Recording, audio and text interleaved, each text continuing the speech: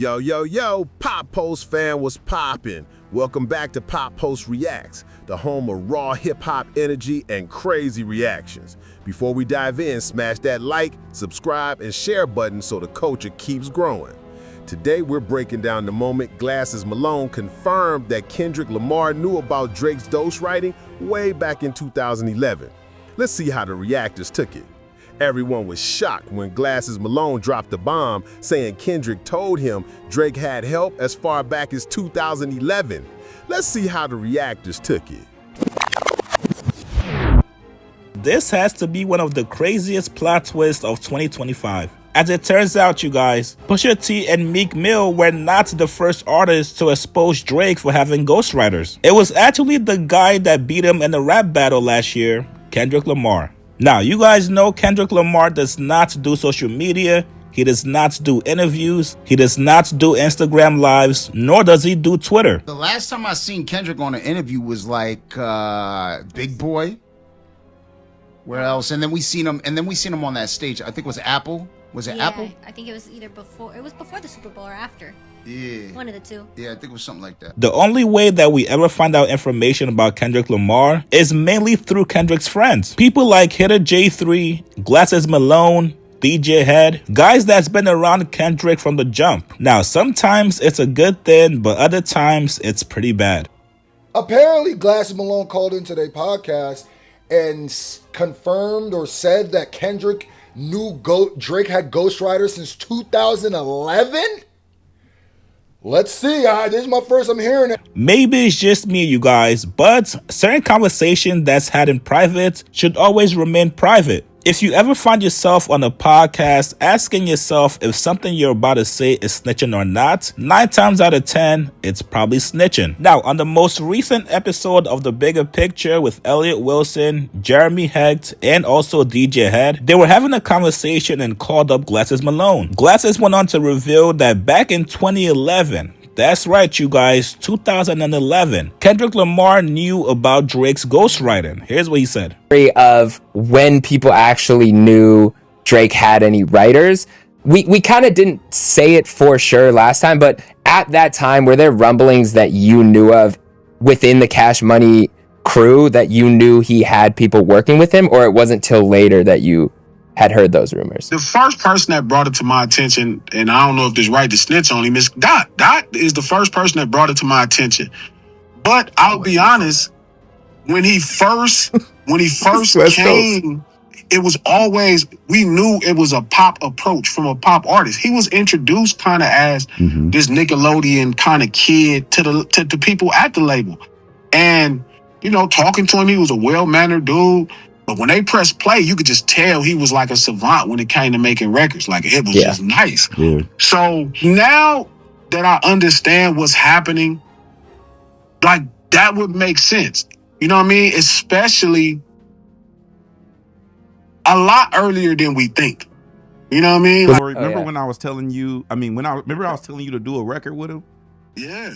I didn't want to speak out of turn. And that's what happened. So last week, DJ Head, during the segment, called, which is now obvious, he called Glasses Malone to get permission to talk about Glasses Malone not wanting to do a record with Drake. So they pick up right from that moment. And Head and Hecht and Elliott Wilson are men of their word because they got Glasses on the phone, and this is pretty cool. When I was telling you, I was telling you to do a record with him. Yeah. I didn't want to speak out of turn, but if you want to chime in on that. So there was a time where, you know, again, like, as a journalist, the thing about a Drake or a Kendrick Lamar, like, when I first got in this business, I was just genuinely the culture. I had not studied years and years of being a rapper or making records. To both of those two artists' credit, they studied making records. Like, they're both students of the art itself. I'm a product of the culture itself. They're students of the art, and Dot is obviously a product of the culture. So I've always been really supportive of them. You know, the first time I heard them play Drake music, I was just like blown away because the person that was talking and the music that was playing, it was like you could just see was a monster when it came to making records before I knew what a record. And I don't think anybody has ever doubted Drake's ability to make hit records. what we have discussed here on this channel at nauseum almost is the fact that he keeps trying to cosplay something that he isn't. So I like that Glasses Malone is talking about that there. Now, if you don't know, Glasses Malone was signed to Cash Money. He's got songs with Lil Wayne and Birdman. And I guess I never even thought of that. And shout out to Glasses too. That's my G. I was getting so excited to get into the video. I ain't even shout out to my G. You know what I mean, check out me and Glasses song. You can just type in ScrewFace Jean, Glasses Malone. Put a Rack, I think it's called. And we did that like years ago before I was popping, or before anybody. That sounds weird to say before I was popping. Before anybody knew who I was, Glasses reached out, so that's a real one. So if there's somebody who might have the connections, I mean, he's been on the Kendrick side of things. He's been on the Drake side of things. He was literally signed to Cash Money, so he might know.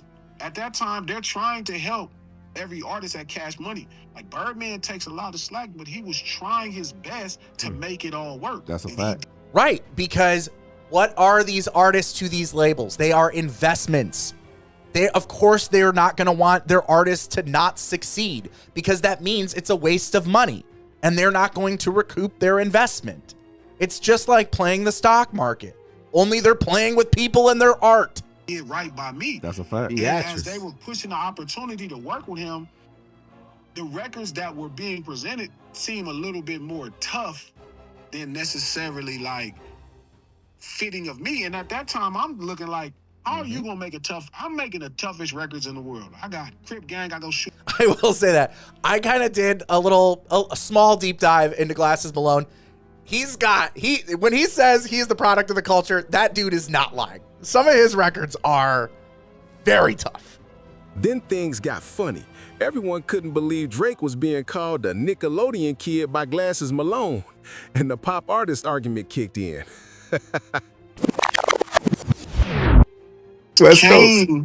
It was always, we knew it was a pop approach from a pop artist. He was introduced kind of as this Nickelodeon kind of kid to the people at the label. Now, which makes sense because he was on Degrassi, and I'm not gonna lie to you. When I watched Degrassi was literally on Noggin, and Noggin I'm pretty sure Noggin was an extension of Nickelodeon. So he's quite literally. When Degrassi played in America, I know a lot of people watched it on Noggin growing up. Y'all remember Noggin? Y'all remember Noggin? Yeah, so I could see why when he brought there the presenter, let's go this Nickelodeon thing right here. He going da-da-da. But it's so crazy because watching Drake since Degrassi, I never thought it was like that because they had episodes in Degrassi where he was rapping and stuff. I guess I never wanted it. I always wanted to think that he was the one doing all of this stuff. So I guess it does make sense. Like, yeah, he's more like a pop act. But like, and if that was the case, why didn't you lean more into that? Or why did you just start like loving the smell of your own farts to the point where you're like, oh no, I'm the best. I'm not just a rapper. I'm the greatest rapper. Where it's like, so with that, always knowing that he's a pop artist, like there was rumblings of it, sounds like we kind of understood that was what was going on. But since he was a pop artist, you know what I'm saying? Like they kind of do that. You know what I'm saying? Like they kind of do that. And again, I mean, that's even another conversation that I feel like we could have. And it's honestly a conversation that me and my wife have had together where we've talked about the difference between writing for someone as a singer and then ghostwriting or writing for someone as a rapper, or hip hop artist. And the difference, in my opinion, is that when it comes to R&B singing or pop or something like that, genuinely, I believe, I mean, the talent is the vocal ability of a singer, right? That's where the talent comes in. Maybe they aren't the best writer. Maybe they can't, you know what I'm saying, put things together like that. But the vocal ability becomes the talent. But when you're talking about a rapper, now they could have a nice voice in a sense, but the skill and the talent is the ability to write and make music. No matter how you do it. Some people write differently and people love it. Like, everybody isn't a philosopher on the mic, right? Everybody isn't double and triple entendres. Some people are straight and people like that. So the talent is the ability to write. So what he's saying is, we knew bro as a pop artist, so like kinda, but I think once they start hearing him talking about how good he was as a rapper, it was like, nah. And, you know, talking to him, he was a well-mannered dude. But when they pressed play, you could just tell he was like a savant when it came to making records. Like, it was just nice. Yeah. So now that I understand what's happening, like, that would make sense. You know what I mean? Especially a lot earlier than we think. You know what I mean? Was like, that 2011? Yeah, I'm thinking it's around then. But I don't think we would have had rumbles about it because we kind of always knew that he was a pop artist. Mm-hmm. You know what I mean? Like, not like he's a rapper, but he was a pop artist. His approach was an assembly line of how he made music that fit. Like, and he had a bunch of, you know, he had a great team. 40 was fantastic. Boy, he wanted a T-minus. Them dudes were like fantastic. He walked in with this team. Like, he had a plan and he executed and his plan worked. So here's my question with Drake, right? Because didn't he come in, he made his own mixtape and do all of that? Yeah. Now, was his mixtape from other artists? Like, did he have a ghostwriter? I mean, because he did have money then, right? Yeah, because he was... He was paid because he was on Degrassi, right? Mm-hmm. Wow. So my question is, did he have ghostwriters? Was he paying ghostwriters back then? How much did he spend on that first album to make it? Or the first mixtape or whatever it was? Because he said he made it as an album. And Wayne said, nah, put out as a mixtape. So it wasn't even put out as an album, it was put out as basically a mixtape. And he thought that he was going to be able to just sell that off and that would be, you know, his claim to fame. So already, right off rip, he was entitled. He definitely was entitled. I mean, he felt like he was supposed to be there. Yeah. And hey, act like you belong, man. Fit in, you know what I'm saying? So, yo, blend in. Blend in, you know what I mean? When Kendrick heard Drake was using writers, he was shocked and disappointed. The Reactors could feel that energy, the moment a lyricist loses respect for another. But you knew that. Do you think Kendrick, when he said that to you, was he disappointed? Like, because basically, like, I've been studying this whole, like, was Kendrick disappointed? Oh, hell yeah. Hell yeah. I called the nigga a liar. Mm-hmm. So Kendrick was definitely disappointed. And Kendrick has said numerous times in his music how disappointing it is. You know what I mean? We kind of didn't say it for sure last time, but at that time, were there rumblings that you knew of within the Cash Money crew that you knew he had people working with him, or it wasn't till later that you had heard those rumors? The first person that brought it to my attention, and I don't know if this right to snitch on him, is Dot.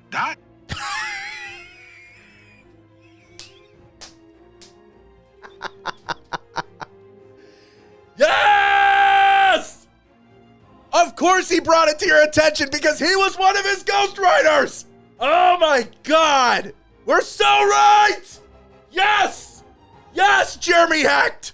Yes, DJ Head! Yes, Elliot Wilson! Yes, Glasses Malone! Let's fucking go! But competition done right truly breeds the best music. Honestly, I feel like everything benefits from competition, so I know this was something that let Kendrick Lamar down because you can't claim to be the best rapper and your biggest song seems to be written by somebody else. And a lot of these so-called ghostwriters technically aren't even ghostwriters, given the fact that they were given credit, at least most of them. People just don't read the liners and credits like they used to. I usually use ghostwriters because that's what people understand. But at the end of the day, if you are being credited, you're a writer. You're not really a ghostwriter. And using a writer won't disqualify you from your ranking as an artist, but as a rapper, it totally takes you out of the running for many. The industry is smaller than you think and word gets around really quickly. Kendrick Lamar has called out a few of those writers by name. People just didn't realize it until months later. So is all this surprising? Honestly, no. But maybe this is what caused Kendrick Lamar to stop looking at Drake the way he used to look at him after they toured together. Because traveling like that, you're absolutely going to see somebody's creative process, but you're also going to be able to get a glimpse on who they truly are, a snapshot of their true character. So Eminem did the same thing, and yo, he's like, damn, Kendrick a beast. And I think Kendrick did the same thing with Drake. He's like, yo, I don't think he did the same thing. I think that's why not he was to that. disappointed. Because I'm pretty sure if Eminem worked with Kendrick and found out that he didn't write his own shit, he would have been disappointed too. Man. It probably would have never went out. But Kendrick write his own shit. He really about that. He really about that wordplay. He really has that. Like, he really about the culture. Like, he really takes pride and became a student of his occupation, you heard? Yeah. You know what I'm saying? So that's what it is. When it comes to Drake, all of this shit is based on what he said and done. Like, for instance, we just talked about the bot and stuff. And some of y'all don't think it's nothing. You think it's a nothing burger, but that's not true. And we got to have that conversation. Me stating that if he has tens of billions of botted streams, doesn't mean that other artists don't. But because that is such a huge part of his legacy, that there wouldn't be a conversation as to what that means, since he has built himself up to be the #1 rapper. Then came the bigger conversation. Does Drake still deserve the title of #1 rapper if he's been using writers since day one?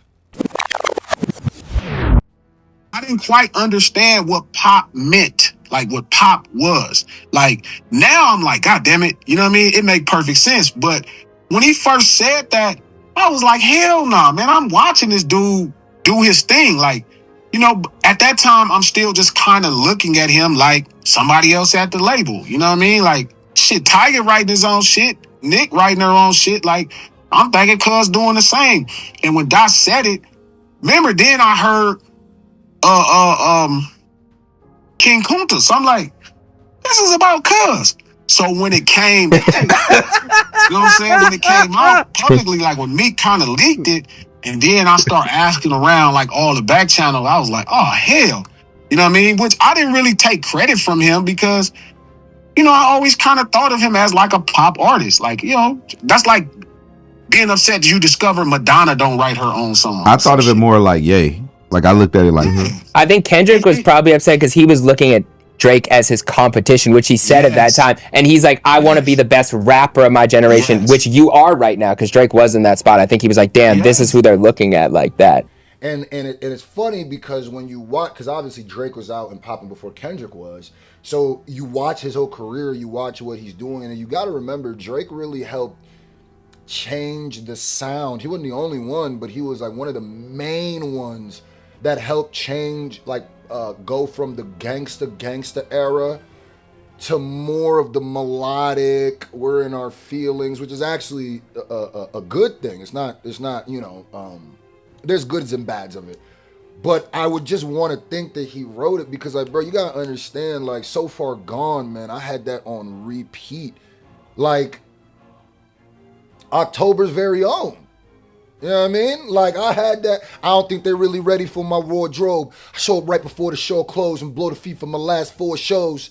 I do one song and use 4 flows. She used to be a Christian before. Now all she want to do is shop at Christian Dior clothes. Like, I could do the whole thing. And I was a real Drake fan. So this is why, like, the last 2 years has just boggled my mind, brother.